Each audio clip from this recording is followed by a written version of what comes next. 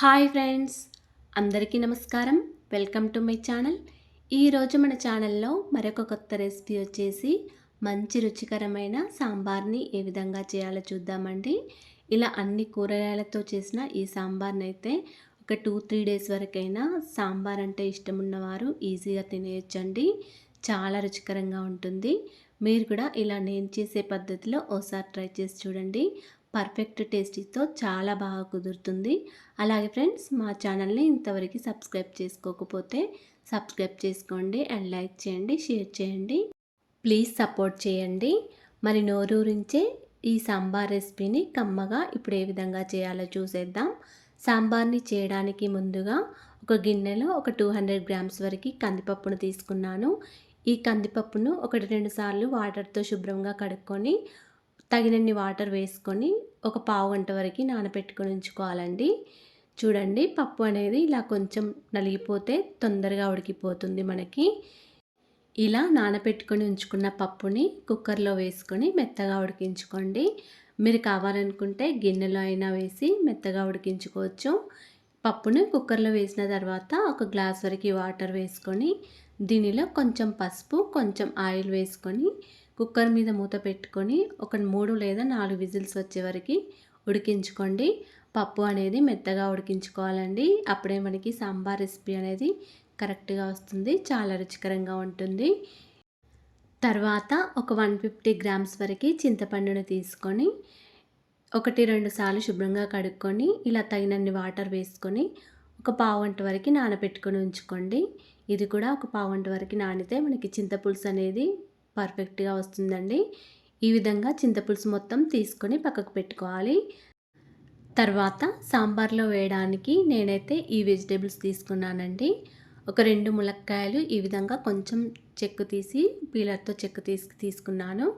అదేవిధంగా ఒక 3 లేదా 4 బెండకాయలు, ఒక 2-3 టమాటాలు, కొన్ని సొరకాయ ముక్కలు, కొన్ని ఆలుగడ్డ ముక్కలండి, కొన్ని క్యారెట్ ముక్కలు, ఒక 2-3 క్యారెట్ ముక్కలను కూడా ఈ విధంగా అన్ని వెజిటేబుల్స్ని కూడా పొడుగ్గా కట్ చేసుకొని పెట్టుకున్నాను.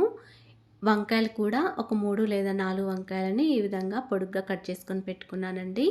తర్వాత ఒక పెద్ద సైజ్ ఆనియన్, ఒక 4-5 వరకు పచ్చిమిర్చి ఈ విధంగా పొడుగ్గా కట్ చేసుకొని పెట్టుకున్నాను.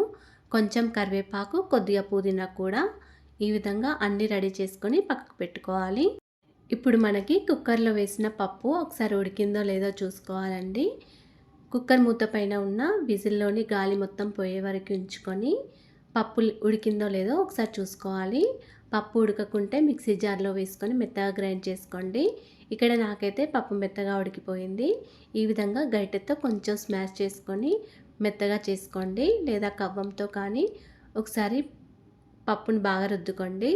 ఈ విధంగా పప్పు మొత్తం మెత్తగా ఉడికించుకోవాలండి. అప్పుడే మనకి సాంబార్ అనేది చాలా రుచికరంగా ఉంటుంది. ఇప్పుడు ఈ సాంబార్ని చేయడానికి స్టవ్ ఆన్ చేసుకొని ఒక పెద్ద గిన్నె పెట్టుకోవాలండి. నేనైతే ఇక్కడ కొంచెం ఎక్కువగానే చేస్తున్నాను. స్టవ్ ఆన్ చేసుకొని గిన్నె పెట్టుకున్నాక గిన్నెలో ఒక 3 లేదా 4 టేబుల్ స్పూన్ల వరకు ఆయిల్ వేసుకోండి. ఇలా ఆయిల్ కొంచెం వేడయ్యాక ఒక టీ స్పూన్ వరకు జీలకర్ర, ఒక టీ స్పూన్ వరకు ఆవాలు వేసుకొని ఫ్రై చేసుకోండి. ఇలా ఆవాలు, జీలకర్ర కొంచెం ఫ్రై చేసుకోండి. ఒక 4-5 వరకు ఎండుమిర్చి వేసుకొని ఫ్రై చేసుకోండి. తర్వాత 7 లేదా 8 వరకు వెల్లుల్లి రెబ్బలు తీసుకొని కొద్దిగా దంచుకొని వేసుకోండి. ఇలా వెల్లుల్లి ఫ్లేవర్ అనేది చాలా బాగుంటుందండి సాంబార్లో. తర్వాత మనం కట్ చేసుకొని పెట్టుకున్న పచ్చిమిర్చిని కూడా వేసుకోవాలి. ఇలా పచ్చిమిర్చి వేసుకునేటప్పుడు ఒకసారి మూత పెట్టుకోండి. పచ్చిమిర్చి కొంచెం ఫ్రై అయ్యాక మనం కట్ చేసుకొని పెట్టుకున్న ఆనియన్స్ని కూడా వేసుకొని ఒకసారి బాగా కలుపుకోండి పోపుని మొత్తం. తర్వాత కొంచెం కరివేపాకు, కొద్దిగా పుదీనా వేసుకొని మళ్ళీ ఒకసారి కలుపుకొని ఫ్రై చేసుకోండి. పచ్చిమిర్చి, ఆనియన్స్, పుదీనా, కరివేపాకు కొద్దిగా ఫ్రై అయ్యాక మనం కట్ చేసుకొని పెట్టుకున్న ఫస్ట్ సొరకాయ ముక్కలు వేసుకోవాలండి. తర్వాత క్యారెట్ ముక్కలు కూడా వేసుకొని ఒకసారి బాగా కలుపుకోవాలి. ఈ విధంగా ఈ సొరకాయ ముక్కలు, క్యారెట్ ముక్కలు వేసుకున్న తర్వాత ఒక 5 మినిట్స్ వరకు మూత పెట్టుకొని ఉంచుకోండి. ఇవి కొంచెం ఉడికిపోవాలండి ఆయిల్లో. 5 మినిట్స్ తర్వాత మళ్ళీ ఒకసారి మూత తీసుకొని మళ్ళీ ఒకసారి బాగా కలుపుకోండి. ఇవి కొద్దిగా మగ్గాక కట్ చేసుకొని పెట్టుకున్న మునక్కాయ ముక్కలను కూడా వేసుకొని ఒకసారి బాగా కలుపుకోవాలి. అన్ని వెజిటేబుల్స్ని ఒకేసారి వేసుకోకూడదండి. ఉడికే వాటిని కొంచెం లేట్గా వేసుకోవాలి. ఉడకనివి కొంచెం ముందుగానే వేసుకొని ఉడికించుకోవాలండి ఆయిల్‌లో. ఇప్పుడు మునక్కాయలను, ఆలుగడ్డలను వేసుకున్న తర్వాత మళ్ళీ ఒకసారి బాగా కలుపుకోవాలి. మీరు కావాలనుకుంటే ఇందులోకి దొండకాయ ముక్కలైనా వేసుకోవచ్చండి. ఈ విధంగా మునక్కాయలు, ఆలుగడ్డలు, క్యారెట్, సొరకాయ ముక్కలు వేసుకున్న తర్వాత ఒకసారి బాగా కలుపుకొని ఒకసారి మూత పెట్టుకోవాలి. ఇలా మళ్ళీ 5-7 మినిట్స్ వరకు మూత పెట్టుకొని కూరగాయలను మగ్గించుకోవాలండి. తర్వాత మళ్ళీ ఒకసారి మూత తీసుకొని బాగా కలుపుకోవాలి. ఇప్పుడు మనం కట్ చేసుకొని పెట్టుకున్న వంకాయ ముక్కలను వేసుకోవాలండి. వంకాయ ముక్కలు తొందరగా ఉడికిపోతాయి కాబట్టి ఇలా చివర్లో వేసుకోవాలండి. ఇప్పుడు వంకాయ ముక్కలు వేసిన తర్వాత బెండకాయలు, టమాటా ముక్కలు కూడా వేసుకొని మళ్ళీ ఒకసారి బాగా కలుపుకోవాలి. ఈ విధంగా ఈ కూరగాయలన్నింటినీ ఆయిల్‌లో కొంచెం ఫ్రై చేసుకుంటే సాంబార్ రెసిపీ అనేది చాలా బాగా కుదురుతుందండి.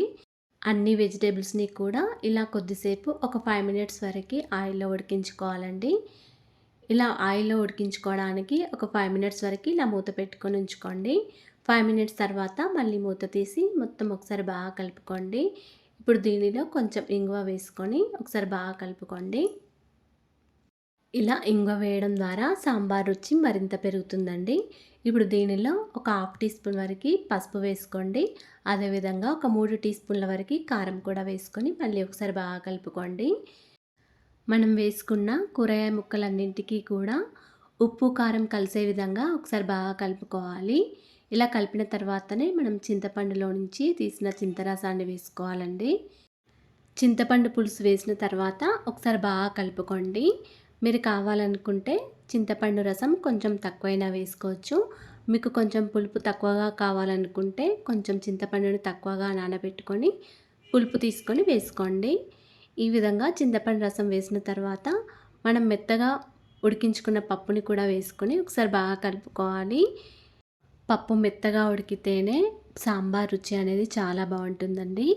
ఒకవేళ పప్పు మెత్తగా ఉడకకుంటే మీరు ఒకసారి మిక్సీ జార్లో వేసుకొని మెత్తగా గ్రైండ్ చేసుకొని వేసుకోవచ్చు. ఇప్పుడు ఈ పప్పు వేసిన తర్వాత దీనిలో 1-2 గ్లాసుల వరకు వాటర్ వేసుకొని మళ్ళీ ఒకసారి బాగా కలుపుకోండి. పప్పు మొత్తం చారులో కలిసే విధంగా ఒకసారి బాగా కలుపుకోవాలి. ఇప్పుడు దీనిలో కొంచెం కరివేపాకు, రుచికి తగినంత సాల్ట్ వేసుకొని మళ్ళీ ఒకసారి కలుపుకోవాలి. తర్వాత కొంచెం కొత్తిమీర కూడా వేసుకొని ఒకసారి బాగా కలుపుకోవాలి. స్టవ్‌ని హై ఫ్లేమ్‌లో పెట్టుకొని ఒక 10 మినిట్స్ వరకు ఈ సాంబార్ని మరిగించుకోవాలండి. ఈ సాంబార్ కొంచెం మరిగాక ఈ విధంగా నురగ వస్తుందండి. తర్వాత ఒక 5 మినిట్స్ తర్వాత దీనిలోకి ఒక 2 టీ స్పూన్ల వరకు ధనియాల పొడి, ఒక టీ స్పూన్ వరకు జీలకర్ర మెంతి పొడి వేసుకోవాలి. ఇది మాత్రం స్కిప్ చేయకండి. ఈ ధనియాల పొడి వేస్తే మాత్రం పప్పుచారు రుచి చాలా బాగుంటుందండి. పులుసు కూరలు ఏ కూరలోకైనా ఈ ధనియాల పొడి వేస్తే చాలా బాగుంటుందండి. 2 టీ స్పూన్ల వరకు ధనియాల పొడి, ఒక టీ స్పూన్ వరకు జీలకర్ర మెంతి పొడి వేసుకోండి. అంటే హాఫ్ టీ స్పూన్ జీలకర్ర, హాఫ్ టీ స్పూన్ మెంతులు వేసుకొని దోరగా ఫ్రై చేసుకొని మిక్సీ జార్లో గ్రైండ్ చేసుకొని వేసుకోండి. ధనియాల పొడి, జీలకర్ర మెంతి పొడి వేసిన తర్వాత ఒక 5 మినిట్స్ వరకు ఈ సాంబార్ని మరిగించుకోండి. తర్వాత స్టవ్ ఆఫ్ చేసుకోండి. అంతేనండి, ఎంతో రుచికరమైన సాంబార్ రెడీ అయిపోయింది. మీరు కూడా ఇలా ఒకసారి ట్రై చేసి చూడండి. ఇదైతే చాలా అంటే చాలా టేస్టీగా ఉంది. ఇలా చేసిన సాంబార్ అయితే అన్నంలోకి అయితే చాలా బాగుందండి. చాలా రుచికరంగా ఉంది. మీరు కూడా ఇలా ఒకసారి ట్రై చేసి చూడండి. ఈ వీడియో కనుక నచ్చినట్లయితే ఒక లైక్ చేయండి అండ్ షేర్ చేయండి. మా ఛానల్ని సబ్స్క్రైబ్ చేసుకోండి. Thanks for watching.